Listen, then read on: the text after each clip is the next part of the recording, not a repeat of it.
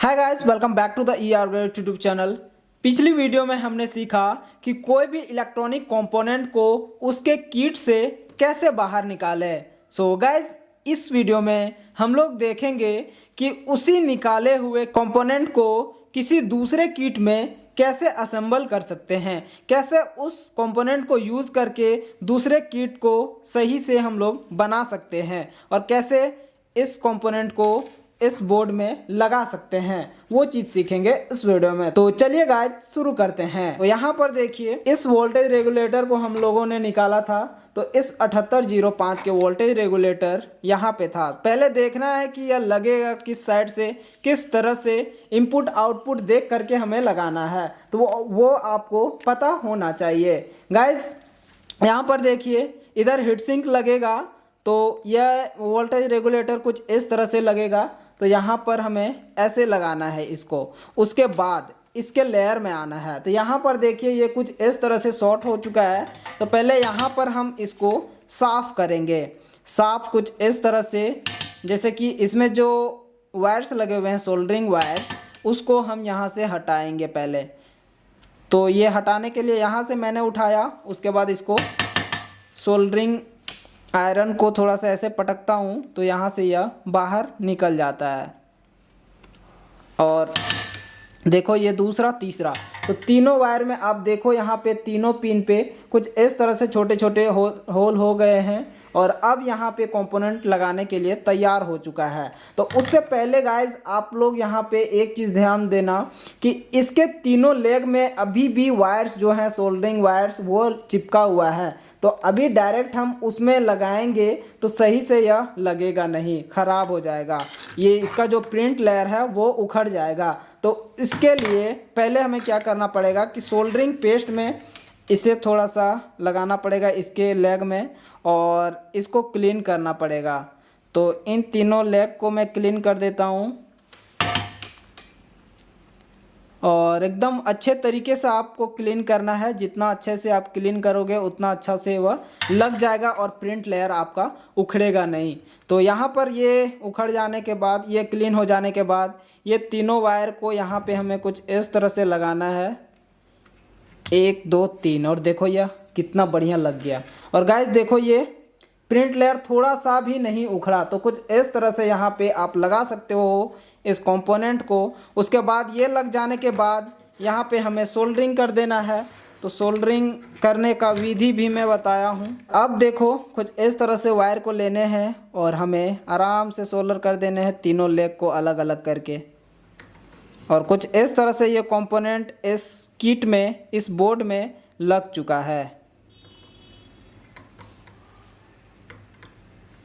अगर ये तीनों वायर शॉर्ट हो जाता है तो आप थोड़ा सा पेस्ट को लेना और यहाँ पे थोड़ा लगा देना। उसके बाद सोल्डरिंग आयरन से इन तीनों लेग को सेपरेट कर देना, सेपरेट हो जाएगा बहुत ही अच्छे तरीके से। तो ये देखो कितना बढ़िया से एकदम सोल्डरिंग हो चुका है इस पे। अगर आप चाहो तो गंदा दिख रहा है तो आप ब्रश लेकर के यहाँ पे ऐसे साफ कर सकते हो। तो ये कंपोनेंट बहुत ही अच्छे तरीके से इसमें फिक्स हो चुका है। और अब चलिए दूसरे कंपोनेंट को इसमें लगा करके देखते हैं। यहाँ पर देखो, मैंने एक कैपेसिटर को निकाला हुआ है, 10 UF का है। तो इसके नेगेटिव देखना है कि लगाना हमें किस साइड से है। इलेक्ट्रोलाइटिक कैपेसिटर में पॉजिटिव और नेगेटिव मैटर करता है। तो इसका नेगेटिव यहाँ पे इस तरह से सिंबल दिया हुआ है, मतलब कि नेगेटिव इसका इस साइड लगेगा और पॉजिटिव यहाँ पे। तो गाइज यहाँ पे देखो, इसको भी सेम उसी तरह से करना है। पहले इसमें भी वायर चिपका हुआ है, तो इसको भी साइड करना है। एक साइड हो गया और दूसरा साइड अच्छे से एकदम साइड करना है, आराम से हो जाएगा। और अगर इस ऐसे ही साइड नहीं होता तो थोड़ा सा पेस्ट लेना आप और पेस्ट को इसमें लगा देना और फिर सोल्डरिंग आयरन से करना, साइड हो जाएगा बहुत ही ईजिली। ये देखो, दोनों में छेद हो गए थोड़े थोड़े।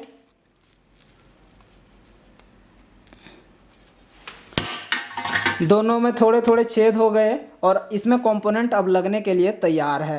तो कंपोनेंट को इस तरह से इसमें हमें लगा देना है। एक साइड से लग गया और दूसरा, दूसरे साइड से भी लग गया। और गाइस बस इसमें अब हमें सोल्डरिंग ही करना है और कंपोनेंट हमारा लग के रेडी हो चुका है। तो देखो इसको भी मैं सोल्डरिंग करके दिखाई देता हूँ। एक लेग हो गया कैपेसिटर का, दूसरा लेग भी हो गया कैपेसिटर का। तो कुछ इस तरह से कंपोनेंट को आप कोई भी ख़राब किट से निकाल करके अच्छे किट में यूज़ कर सकते हो।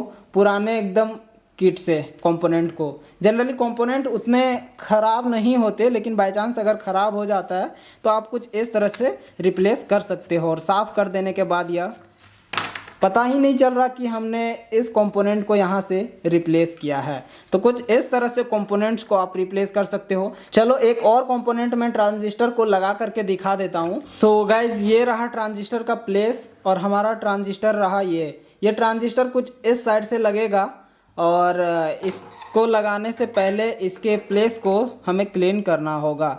तो गाइज आपको ऐसे तुरंत लगाना सीख नहीं जाओगे जब तक आपको एक्सपीरियंस नहीं होगा, जब तक आप खुद से ट्राई नहीं करोगे तब तक आप इसको लगाना अच्छे से नहीं सीख पाओगे। तो इसीलिए आप ट्राई ज़रूर करना है, एक्सपीरियंस जितना होगा आप उतना जल्दी लगा सकते हो।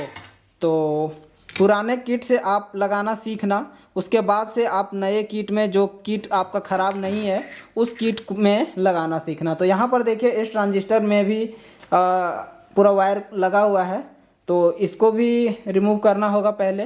तो उसके लिए पेस्ट में थोड़ा सा इसको लगाना पड़ेगा पेस्ट को, और वायर्स यहाँ से रिमूव हो गए कुछ इस तरह से। और अब ये ट्रांजिस्टर हमारा लगने के लिए तैयार हो चुका है।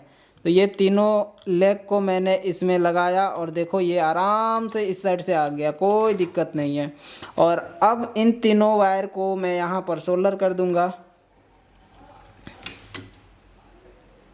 देखो एक को मैंने सोल्डर किया और अब ये होल्ड हो चुका है। उसी तरह से मैं इसके दोनों वायर को मैं सोल्डर कर दूंगा।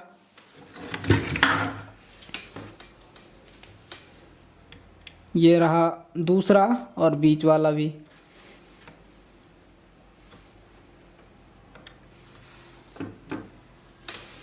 फिर अब ये देखो यहाँ पे ये दोनों चिपक गया।